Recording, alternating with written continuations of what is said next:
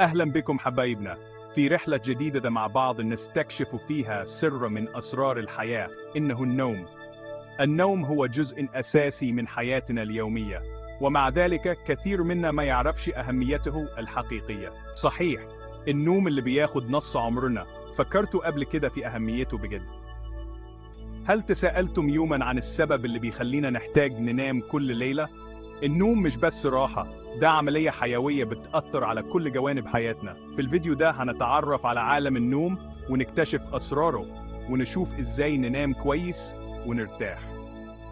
هنستعرض مع بعض أحدث الأبحاث العلمية اللي بتتكلم عن النوم، وهنشوف إزاي نقدر نحسن جودة نومنا. هنبدأ كلامنا عن أهمية النوم العميق، وإيه تأثيره على صحتنا ونشاطنا، وهنعرف إزاي النوم الجيد بيأثر على مزاجنا وأدائنا اليومي. وبعدين هنتكلم عن نصايح بسيطة تخلينا ننام كويس ونستفيد من نومنا. هنقدم لكم خطوات عملية وسهلة تقدروا تطبقوها في حياتكم اليومية لتحسين نومكم. تعرفوا إن النوم العميق مش مجرد غياب عن الوعي، هو أكتر من كده بكتير. النوم العميق هو الوقت اللي جسمنا بيستغله عشان يصلح نفسه ويعيد بناء خلاياه. ده وقت مهم جدا لجسمنا، في خلايا جسمنا بتتجدد وطاقتنا بتزيد وبنرجع نشيطين تاني. لما نصحى بعد نوم عميق بنحس إننا مستعدين نواجه اليوم بكل حيوية ونشاط. ولما ننام نوم عميق دقات قلبنا وضغط دمنا بيقلوا وعضلاتنا بترتاح تماما، وبكده بيقدر جسمنا يركز على وظائفه المهمة.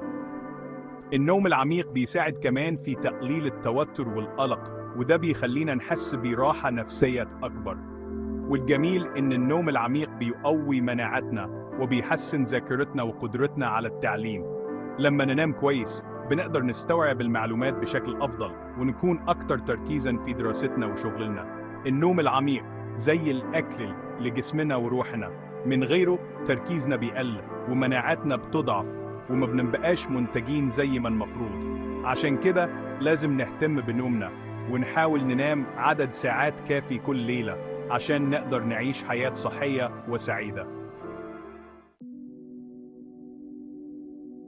عشان ننام كويس ونرتاح لازم نهتم بغرفة النوم، لأنها المكان اللي بنقضي فيه جزء كبير من حياتنا. هي دي مملكتنا اللي بنرتاح فيها. لازم نحرص على إنها تكون مريحة وهادية. أول حاجة لازم نخلي أوضة النوم ضلمة، عشان الضلمة بتساعد على إفراز هرمون النوم. نقفل الستاير والنوافذ كويس. ممكن نستخدم ستائر معتمة أو حتى قناع للعين لو في ضوء خارجي. تاني حاجة، لازم أوضة النوم تكون هادية تماماً، عشان الصوت بيشتت النوم وبيخلينا نصحى كتير في الليل. وممكن نستخدم سدادات الأذن أو نسمع أصوات هادية زي صوت المطر أو البحر. الأصوات الهادية بتساعد على تهدئة العقل والاسترخاء. وأخيراً، درجة حرارة الغرفة لازم تكون باردة شوية، عشان البرودة بتساعد على الاسترخاء والنوم بشكل أفضل. ممكن نضبط التكييف أو نفتح الشباك لو الجو مناسب. البطانية الدافئة كمان بتساعد على الشعور بالراحة. كمان ممكن نضيف بعض العادات اللي تساعد على الاسترخاء قبل النوم، زي قراءة كتاب أو شرب شاي أعشاب.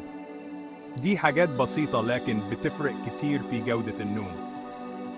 وأخيراً، ترتيب أوضة النوم وإطفاء الأنوار قبل النوم بيساعد على خلق بيئة مريحة وهادية. كل التفاصيل دي بتساهم في تحسين جودة نومنا. في وقتنا ده بقينا كلنا بنقضي وقت طويل على الموبايلات والتلفزيونات، بس الضوء الأزرق اللي خارج منها بيمنع إفراز هرمون النوم. عشان كده لازم نبطل شاشات قبل النوم بساعة على الأقل. بدل الموبايل نقرأ كتاب أو نسمع موسيقى هادية أو نتكلم مع أهلنا. لازم دماغنا ترتاح قبل النوم. 4. جسمنا بيحب النظام حتى في النوم، عشان كده لازم ننام ونصحي في مواعيد ثابتة كل يوم حتى في الإجازة. لما جسمنا يتعود على مواعيد نوم محددة النوم بيكون أسهل. النظام في النوم بيخلي الساعة البيولوجية بتاعتنا مظبوطة، وده بيحسن النوم بشكل عام. 5. الرياضة سر من أسرار الحياة الصحية. مش بس بتخلينا نشيطين، لكن كمان بتحسن نومنا. بس خلي بالكم، الرياضة قبل النوم مباشرة ممكن تمنع النوم. عشان كده الأفضل نعمل رياضة الصبح أو الظهر. نختار الرياضة اللي تناسبنا وتريحنا. المهم هي الحركة. الرياضة بتخلصنا من التوتر والقلق، وده بيخلينا ننام كويس. 6.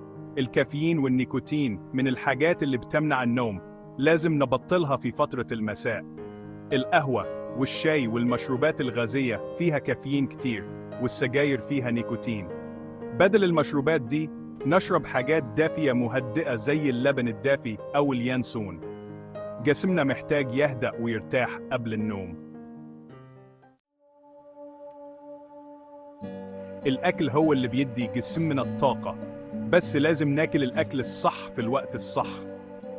ما ناكلش أكل دسم قبل النوم، عشان المعدة محتاجة ترتاح هي كمان. لو جعنا قبل النوم ناكل حاجة خفيفة زي الزبادي أو الفاكهة قبل النوم بساعتين على الأقل. جسمنا بيفرز هرمونات معينة أثناء النوم، والأكل قبل النوم بيمنع الهرمونات دي من الشغل. في حياتنا المليانة ضغوط لازم نتعلم إزاي نرتاح ونهدي أعصابنا. في طرق كتير للاسترخاء زي تمارين التنفس واليوجا والتأمل. نختار الطريقة اللي تناسبنا ونجربها قبل النوم وهنلاحظ الفرق. الاسترخاء هو مفتاح النوم الهادئ والمريح.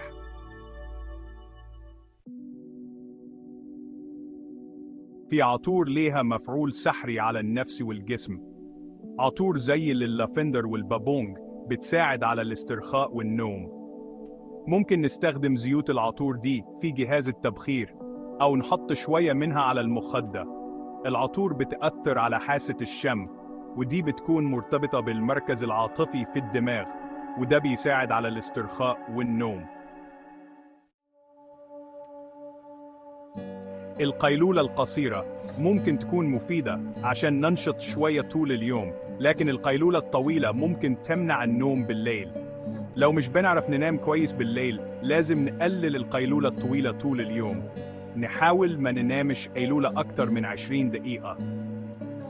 جسمنا محتاج كمية معينة من النوم في اليوم، والقيلولة الطويلة بتقلل من حاجة الجسم للنوم بالليل.